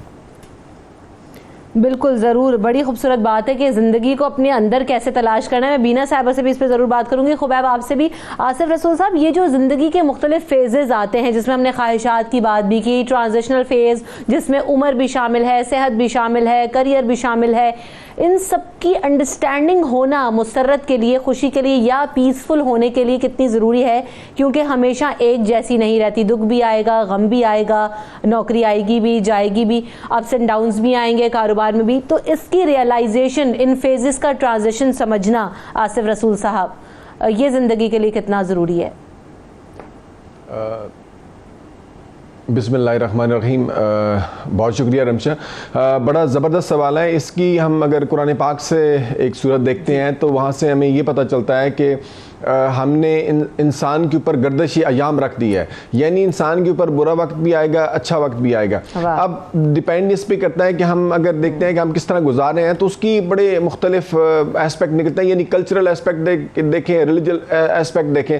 तो इसको मैं इस अंदाज से लेता हूँ कि जिस तरह एक साउंड मिक्सर होता है किसी डीजे के पास, ये जो ज़िंदगी है ना ये साउंड मिक्सर की तरह है और उसमें सारे बटन लगे हुए हैं। तो आप जिस फेज़ पे भी हैं ना, आपने जो कोई इंसान जिसने बहुत अच्छी अवेयरनेस डेवलप कर ली, उसको माहौल बड़ा अच्छा मिला, यानी पेरेंटिंग बड़ी अच्छी मिली जिसमें पेरेंट्स ने सिखाई, यानी पेरेंट्स खुश रहना शायद नहीं सिखाते, वो मार्क्स, अचीवमेंट, सक्सेस, ये तो बहुत कुछ सिखा रहे होते हैं, लेकिन साथ ये जो दूसरी एस्पेक्ट्स है ना लाइफ के, ये शायद इतनी ज़्यादा अच्छा नहीं सिखा रहे होते। तो अगर एनवायरनमेंट में ये पेरेंटिंग में ये डाल दिया जाए कि भाई मतलब खुशी के साथ गम भी होगा, कभी अचीवमेंट भी होगी, कभी नाकामियां भी होंगी, तो मेरे ख्याल में बच्चे को ना एक ट्यून एंड एडजस्टमेंट आप सिखा रहे होते हैं। तो इंसान की जितनी ज़्यादा अच्छी अवेयरनेस होगी उसका फ़ायदा ये होगा कि इंसान के पास बहुत ज़्यादा ऑप्शन आ जाते हैं, फिर उन ऑप्शंस को उनमें से बहुत अच्छे ऑप्शन सिलेक्ट करना शुरू कर देता है। तो ज़िंदगी जो है ना ये उस साउंड मिक्सर बॉक्स की तरह है कि जिसमें हर वक्त हमने ट्यून इन करना है। मसलन अगर हम बच्चों की बात करते हैं तो बच्चे तो सिर्फ ज़िंदगी जो है वो उसको क्यूरियोसिटी से देख रहे होते हैं, बड़े दिमाग से कि ये चीज़ क्या है, ये चीज़ क्या है। वहाँ पे जो सबसे अच्छी चीज़ जो रोल प्ले कर रहे होते हैं वो उनके पेरेंट्स प्ले कर रहे होते हैं, वो उनके स्कूल टीचर्स प्ले कर रहे होते हैं, वो उनका एनवायरनमेंट, मीडिया, कि उसमें क्या हैबिट्स डेवलप कर रहे हैं वो अच्छी हैबिट्स। उसके बाद फिर स्कूल कॉलेज का दौर शुरू होता है, फिर उसमें जाके एक नए इंटरेक्शन स्टार्ट होते हैं, फिर वो बच्चा ये नहीं उसके, फिर जब प्रोफेशनल लाइफ आती है 40 जो है ये बड़ी स्टेबल पीरियड है। अब मुझे खुद बड़े अजीबो गरीब ख्यालात आते हैं लाइफ के हवाले से 43-44 पे कि नहीं लाइफ ऐसी वो नहीं थी जैसे हमने स्टार्ट की थी, जैसे जिन जिन चीज़ों के पीछे हम भागते रहे हैं लाइफ ऐसी नहीं है, लाइफ बड़ी डिफरेंट है। सही बात है। तो मेरे ख्याल में ये एक बड़ी अच्छी अगर अवेयरनेस हो जाए और डेवलपमेंट उस ट्यून इन करने का जिसको बहुत अच्छा आ गया जिंदगी का अंदाज, तो वो इस जिंदगी को जिएगा भी बड़ा अच्छा। और उसमें कौन सी रेसिपी बेसिकली देखे ना, हर स्टेज के लिए खूबसूरत रेसिपी दरकार है। अगर कोई केक बनाना है तो बगैर रेसिपी के नहीं हो सकता। सुबह सवेरे पाकिस्तान,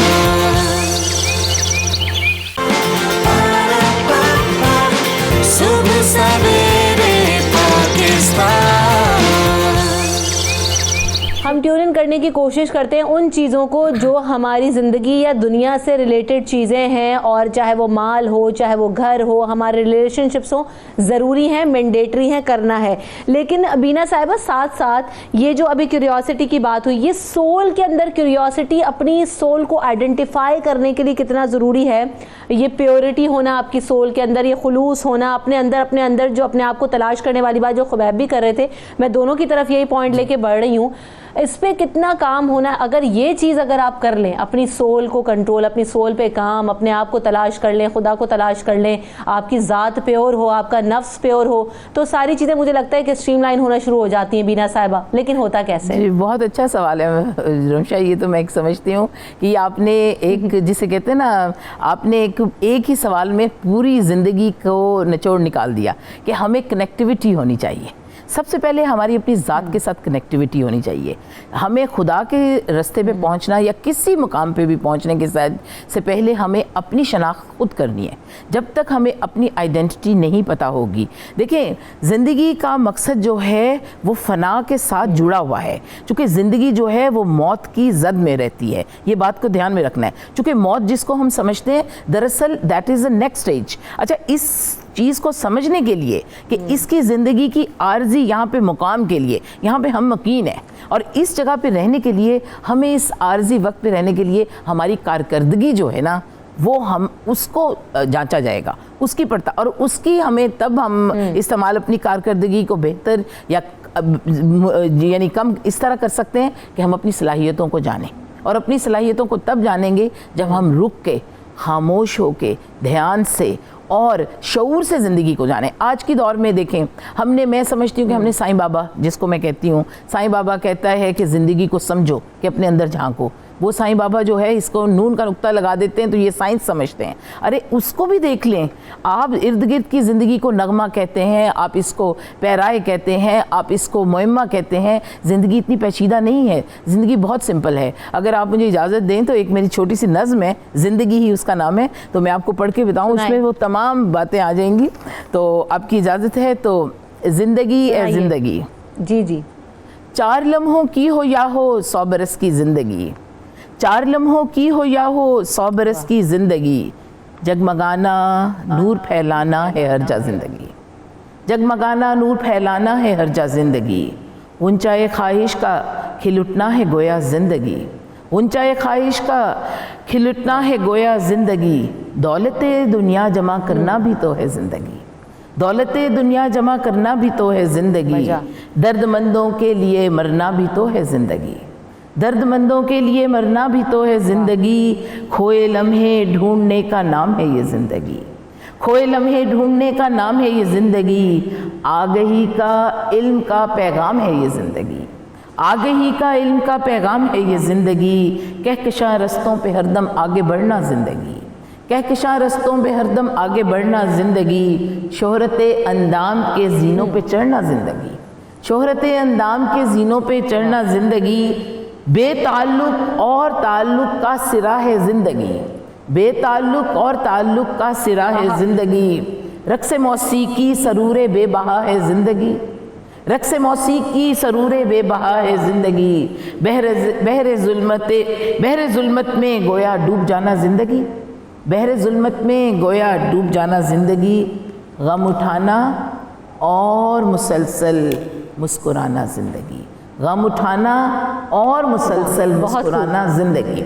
यानी मतलब ये है कि हमें जो भी सूरत हो, हमारी जो हमारा प्रेजेंट है, हमें उसमें रहना चाहिए। कि गम उठाना मुस्कुराना है ज़िंदगी, ये सारी चीज़ें हमें सीखनी है खुबैब। और ये कैसे होता है, मैं बार बार यही बात कर रही हूँ कि सोल की प्योरिटी बहुत ज़्यादा ज़रूरी है, इनर सेटिस्फैक्शन, इनर पीस जब होता है तो बहुत सारी। अब मसला ये है कि हम जिस फेक वर्ल्ड में रह रहे हैं और जो खुद हमारे एक्शंस हैं वो जिस हद तक फेक होते जा रहे हैं, क्योंकि जिस सोसाइटी में सोशल मीडिया, ये टेक्नोलॉजी, ये सारी चीज़ें बजा हैं, ज़रूरी हैं, लेकिन ये जो ऑरा क्रिएट हो रहा है इसमें अपने आप को आइडेंटिफाई करना और स्टैंड करना कितना ज़रूरी है। देखें जी, अल्लाह ताला का जो सिस्टम है आपको अपनी शनाख्त तक पहुंचाने का, उस सिस्टम के अंदर बतौर रिज़्क जो चीज़ें आपको दी जाती है वो मुसीबतें हैं, वो मुश्किलें हैं, वो आपकी ज़ात को साइकोलॉजिकली, इमोशनली और फिज़िकली चैलेंजिंग इन्वायरमेंट्स में डालना है। और अगर आप ये कहें कि आपको ज़िंदगी में दानाई या विज़डम जैसा गिफ्ट जो है वो अल्लाह ताला की ज़ात जो है वो प्लेट में रख के दे देंगे, तो कभी भी नहीं होता। इंसान का बच्चा जब पैदा होता है तो पैदाइश के फ़ौरन बाद अगर उसको चलना होता है तो उसके लिए उसको तकलीफ़ उठानी पड़ती है, गिरता है बार बार वो। उसके बाद लाइफ में जो भी माइलस्टोन वो अचीव करता है छोटे छोटे, वो उनमें उसको तकलीफ़ उठाना पड़ती है। और दानाई के बारे में कहा गया है कि ये सबसे बड़ा गिफ्ट है, सबसे जिसको ये मिल गई वो उसको सब कुछ मिल गया।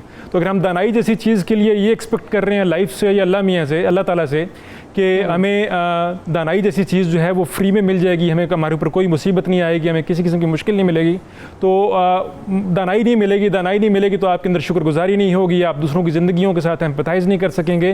तो बहुत कुछ है जो कि इन मुसीबतों, मुश्किलों और परेशानियों से जुड़ा हुआ है, जिनको हम आम तौर पर फ़ौरन से देखते ही घबरा उठते हैं। हमें लगता है कि नहीं, ये जो चीज़ें हैं ये पता नहीं क्या हैं। मैं समझता हूँ कि जब भी किसी इंसान को अल्लाह ताला ग्रो करवाना चाहते हैं उसकी लाइफ में, उसके सहने के मुताबिक कुछ बोझ डालते हैं किसी तरह का, और हमें उस बोझ को ग्रेसफुली, पुरवकार अंदाज में जो है वो उठाना आना चाहिए।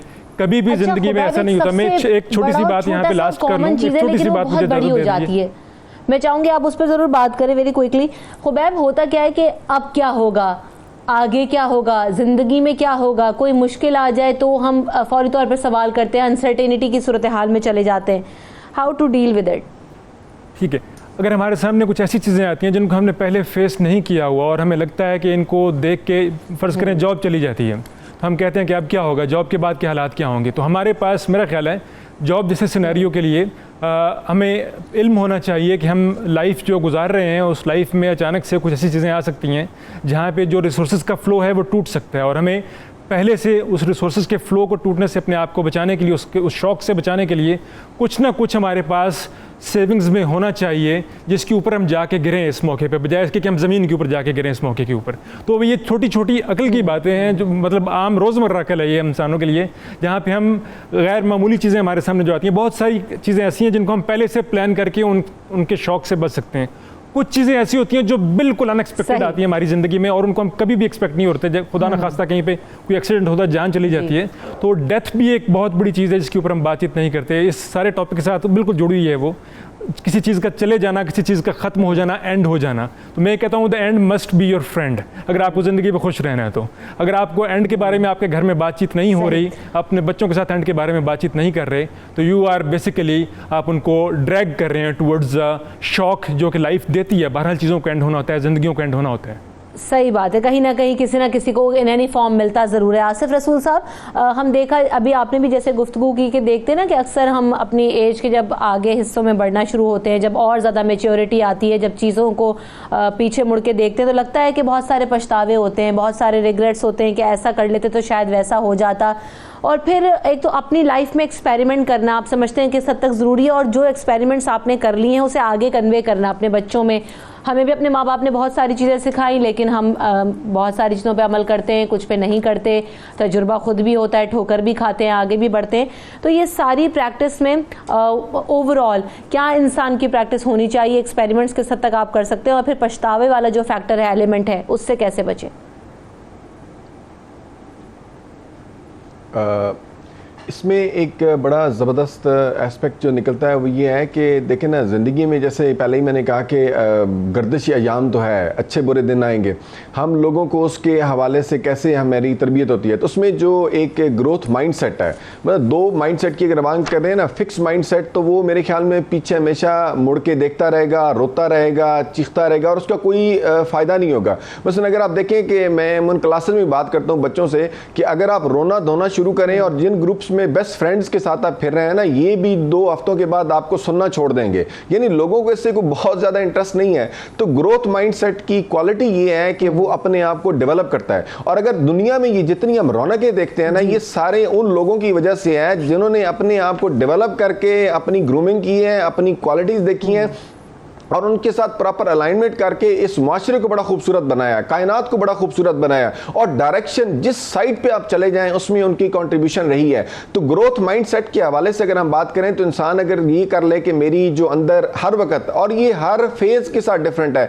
बच्चा है उसकी एक एक्सप्लोरेशन का स्टाइल डिफरेंट है, टीनेजर है उसका एक्सप्लोरेशन का स्टाइल डिफरेंट है, जिस एज पे हम लोग बैठे हैं इसका और आगे मतलब हर स्टेज पे ना ये एडजस्टमेंट डिफरेंट जारी है। तो हम कोशिश अगर ये करते रहें कि अल्लाह ताला ने जो हमारे अंदर कोई खूबियां रखी हैं उसको अगर तलाश करते रहें तो उसका एक ही होता है कि भरपूर जिंदगी गुजारने में हमें बड़ा फायदा मिलेगा।